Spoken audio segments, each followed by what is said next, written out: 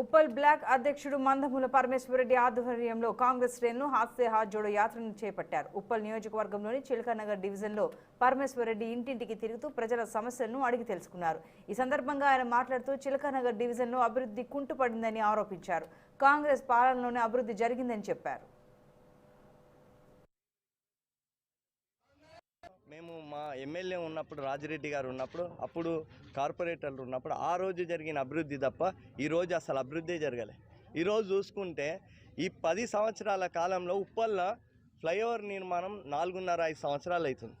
ఇప్పటికి అసలు ఆ ఫ్లైఓవర్ నిర్మాణమే చెప్పట్లేదు.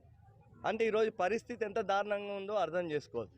ఈరోజు సాక్షాత్తు మున్సిపల్ శాఖ మంత్రి మన కేటీఆర్ గారు ఒక తుగ్లక్ నిర్ణయం తీసుకుంది.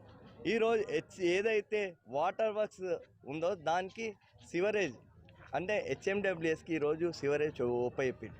హెచ్ఎండబ్ల్యూఎస్లో ఆ రోజు కాంగ్రెస్ పార్టీ ఆధ్వర్యంలో ఇక్కడున్న సర్పంచ్ కానివ్వండి, చైర్మన్ ఆ సమయంలో వేసిన వాటర్ పైప్ లైన్ మరి ఈరోజు గ్రామ పంచాయతీ మున్సిపల్ అయిపోయి దాదాపు 25-30 సంవత్సరాలు అవుతుంది.